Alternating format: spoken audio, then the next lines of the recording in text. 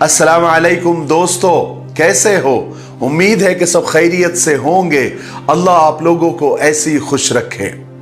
एक आदमी ने किसी से पूछा कि आजकल इतनी गुर्बत क्यों है, इतनी गरीबी क्यों है? तो उस आदमी ने बड़ा अच्छा जवाब दिया। कहने लगा कि मेरे ख्याल में आजकल उतनी गुर्बत नहीं है, उतनी गरीबी नहीं है जितना उसका शोर है, जितना उसके नाम से चिल्ला पुकार है। आजकल हम जिसे गुर्बत कहते हैं यानी गरीबी कहते हैं, दरअसल वो ख्वाहिशात के पूरा न होने का नाम है।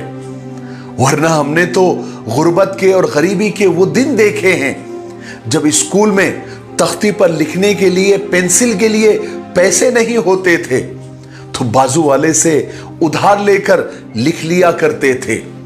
स्लेट पर दायरा बनाने के लिए राउंडर के लिए पैसे नहीं होते थे तो 1 रुपए का सिक्का इस्तेमाल करके दायरा बना लिया करते थे।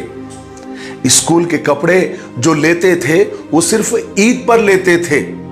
अगर किसी शादी ब्याह के लिए कपड़े लेने होते थे तो स्कूल वाले यूनिफॉर्म के रंग के ही लेते थे ताकि यूनिफॉर्म अलग से न बनाना पड़े।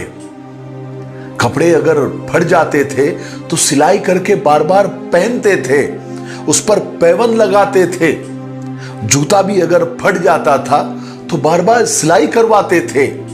और जूता कोई बाटा या कोई ब्रांडेड कंपनी का नहीं हुआ करता था बल्कि किसी मकामी या लोकल कंपनी का और प्लास्टिक का हुआ करता था।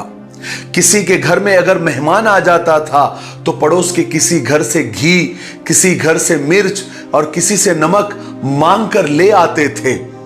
शर्माते नहीं थे, ये कोई शर्म की बात नहीं होती थी। उनको भी कभी जरूरत पड़ती थी तो वो हमारे घर आ जाया करते थे। और आज तो माशाअल्लाह हर घर में 1-1 महीने का राशन पड़ा होता है। मेहमान तो क्या, पूरी बारात का सामान मौजूद होता है। आज तो स्कूल के बच्चों के हफ्ते के 7 दिनों के 7 यूनिफॉर्म इस्त्री करके घर में रखे होते हैं। वो रोजाना नया जोड़ा पहनकर जाते हैं। आज अगर किसी के शादी पर जाना हो तो मेहंदी, बारात, वलीमे के लिए अलग अलग कपड़े और जूते खरीदे जाते हैं।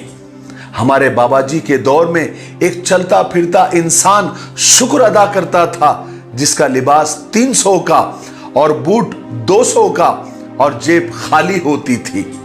और आज का चलता फिरता नौजवान जो गुर्बत का रोना रोता है, उसकी जेब में 30,000 का मोबाइल, कपड़े कम से कम 2,000 के और जूता कम से कम 3,000 का होता है और हाथ में घड़ी पहनी होती है। गुर्बत के दिन तो वो थे जब घर में बत्ती जलाने के लिए तेल नहीं होता था तो रुई को सरसों के तेल में डुबोकर जला लिया जाता था। मेरे भाई, आज के दौर में ख्वाहिशों का पूरा न होना ही गुर्बत है, उसी को गरीबी कहा जाने लगा है। आजकल तो ऐसा हो गया है कि अगर किसी को शादी में जाने के लिए कम से कम उसके पास 3 सूट और ईद पर वो 5 जोड़े न सिला सके तो वो समझता है कि मैं गरीब हूं। तो आज ख्वाहिशात का पूरा ना होना ही गुर्बत है। असल में हम नाशुक्रे हो गए हैं, इसलिए बरकतें उड़ गई है।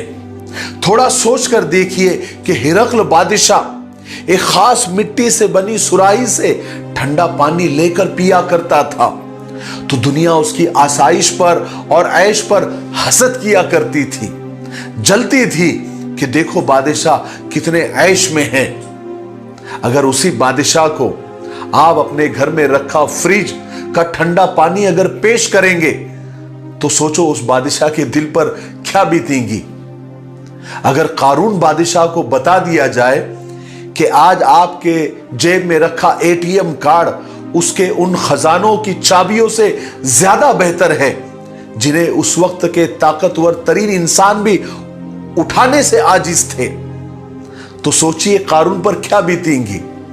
अगर किसरा बादशाह को बता दिया जाए कि आपके घर की बैठक में रखा सोफा उसके तख्त से ज्यादा कंफर्ट है, ज्यादा आरामदेह हैं तो उसके दिल पर क्या बीतेंगी। अगर कैसर रूम बादशाह को बता दिया जाए कि उसके गुलाम शुतुरमुर्ग के परों से बने जिन पंखों से उसे हवा पहुंचाया करते थे और आपके घर में लटके हुए पंखे और एसी उसके 1000वें हिस्से के बराबर भी नहीं है, तो सोचिए उस बादशाह के दिल पर क्या बीतेंगी। अगर आप अपनी खूबसूरत कार लेकर हलाकू खान के सामने फर्राटे भरते हुए गुजर जाए तो क्या हलाकू खान को उस वक्त भी अपने घोड़ों पर गुरूर और घमंड होगा।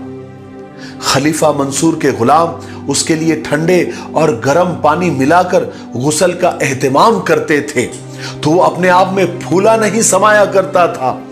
कैसा लगेगा अगर वो आपके घर में लगे और आपके बाथरूम में लगे गीजर को देख ले तो। जनाब, आप सिर्फ बादशाहों जैसे ऐश में नहीं है, बल्कि सच ये है कि उस वक्त के बादशाह आप जैसे आराम और ऐश का सोच भी नहीं सकते थे। मगर क्या कीजिए, आपसे तो जब भी मिले, जब भी बात करे, आप अपने नसीब का रोना रोते हुए ही नजर आते हैं। ऐसा क्यों है कि जितनी राहतें, जितने आराम और जितनी ऐश और जितनी उसतें बढ़ती जा रही है, आपका सीना उतना तंग होता जा रहा है। हम उतने ही नाशुक्रे होते जा रहे हैं और अल्लाह को नाराज करते जा रहे हैं, अपने पैदा करने वाले को नाराज कर रहे हैं। नाशुक्रे मत बनिए, उस अल्लाह का शुक्र अदा कीजिए, क्योंकि अल्लाह तबारक व तआला खुद फरमाते हैं कि हम अपने बंदों पर इतनी नेमतें बरसाते हैं कि जिसको वो गिन भी नहीं सकते। और जो बंदे अल्लाह का शुक्र अदा करते हैं, अल्लाह ताला उनकी नेमतों में इजाफा करते रहते हैं। मुझे उम्मीद है कि हम जो अल्लाह तबारक व तआला ने हमको दिया है उसमें खुश रहे और अल्लाह के शुक्रगुजार बंदे हम बनेंगे ना भाई। अल्लाह ताला हमें अमल करने की तौफीक नसीब फरमाए। मेरे लिए, पूरी उम्मत के लिए और पूरी इंसानियत के लिए खैर और भलाई की दुआ करते रहे। अस्सलामु अलैकुम व रहमतुल्लाहि व बरकातुहू।